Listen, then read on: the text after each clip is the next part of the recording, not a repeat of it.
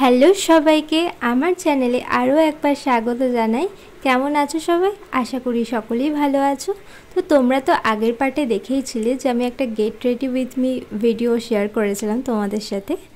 তো চলো, আমি বলেছিলাম যে কোথায় যাচ্ছি তোমাদের সাথে সবটাই শেয়ার করব, তবে ব্লগটা তোমাদের শুরু থেকে শেষ অবধি দেখতে হবে, তবেই জানতে পারবে। তো আজকে আমি অনেকটা তাড়াতাড়ি করে রেডি হয়ে নিয়েছি। রেডি হওয়ার মতন কিছুই ছিল না, কোনো মেকআপ টেকআপ কিছুই করিনি, জাস্ট লিপস্টিকটাই লাগিয়েছি আর জাস্ট এমনি নর্মাল ময়েশ্চারাইজার অ্যাপ্লাই করেছি।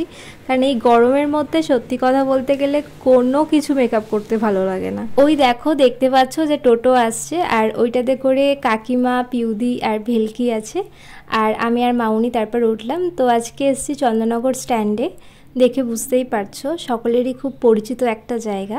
তারপর গঙ্গার ঘাটে একটুখানি বসবো ভাবছিলাম, তারপর ভাবলাম যে চলো একটু আগে হেঁটে আসি, তারপর নয় বসা যাবে। তো কাকিমা আর মামুনি একটু ওই সাইডটা গেল, আর আমি আর পিউদি আর ভেলকি একটু পার্কে এলাম। ও বলছিল যে ও দোলনা খাবে, তো ওকে দোলনায় চড়ালাম। আচ্ছা, তোমাদের একটা কথা বলি, তোমরা এর আগে অনেক ভিডিওতে দেখেছো যে আমি ওকে ভেলকি বলে ডাকি। অ্যাকচুয়াল ব্যাপারটা হচ্ছে ওর কিন্তু নাম কিন্তু ভেলকি নয়, ওর নাম আছে, ওর ভালো নাম হচ্ছে ত্রিশিকা পাল, আর ওর ডাক নাম তো অনেক আছে, যে যেটা পারে ভালোবেসে সেটাই ডাকে। আমরা আসলে ছোটোবেলা থেকে ওকে ভেলকি বলে ডাকি বলে সেটাই অভ্যাস হয়ে গেছে, তো তার কারণে ওই নামটাই এখনও পর্যন্ত ডাকি। তো দেখতে পেলে ও স্লিপে উঠলো, কিন্তু ও এতটাই ভয় পেলো আবার ও নেবে পড়লো। তো যাই হোক, তারপর একটুখানি এই সাইডটা এলাম আমরা হাওয়া খাওয়া বলে, কিন্তু সেদিনকে মাঝে মধ্যে একটু হাওয়া দেয়, মানে হাওয়া দিচ্ছিল আবার দিচ্ছিল না, বন্ধ হয়ে যাচ্ছিল। গঙ্গার ঘাট হচ্ছে না আমার সব থেকে একটা প্রিয় একটা জায়গা, যেখানে আমি 2-3 ঘন্টা গঙ্গার দিকে তাকিয়ে বসে থাকতে পারি, শুধুমাত্র যদি হাওয়াটা দেয়। ওই যে সুন্দর হাওয়া, তার মধ্যে গঙ্গার ঘাটে বসে থাকা একটা আলাদাই ফিলিংস, বিশ্বাস করো।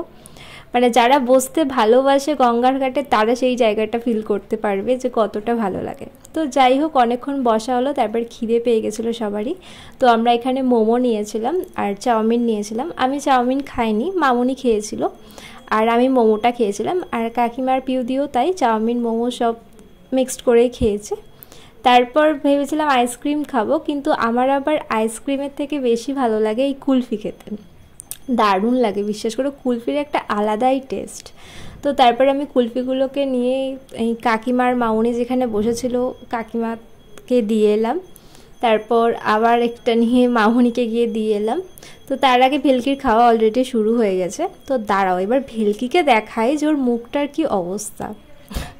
সত্যি কথা বলতে গেলে আমি এখন ভিডিওর মানে ভয়েস দিচ্ছে, আমার এখনই ওকে দেখে হাসি পাচ্ছে যে এমন মুখটার অবস্থা করেছে। অ্যাকচুয়ালি ও খুব তাড়াতাড়ি করছিল কুলফিটা খাওয়ার সময়, কারণ ও কুলফিটা তাড়াতাড়ি করে ভেবেছিল খাবে, দিয়ে আর একটা ম্যাঙ্গো কুলফি ওর ইচ্ছা করছিল খেতে, তো সেটা খাওয়ার জন্য এটা তাড়াতাড়ি করে খেয়ে শেষ করে দিচ্ছে।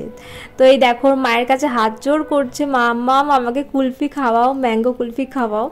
তো পিউদি যাই হোক দেবে না, ছোট মানুষ তো, এবার অনেক সময় ঠান্ডা লেগে যায় ওর, তো তার কারণে ওই একটাই দিয়েছিল, তার জন্যে হাত জোড় করে বারবার করে বলছে আমাকে লাস্ট একটা কুলফি খাওয়াও, আর সারা মুখে পুরো কুলফিতে ভর্তি করে দিয়েছিল, শুধু মুখে নয় জামাতে।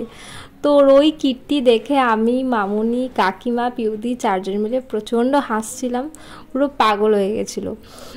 তো যাই হোক, তারপর আবার একটুখানি দাঁড়ালাম ওইখানটা, তো আমাদের টোটো বলা ছিল, তারপর টোটো গেল আমাদেরকে নিয়ে আসতে।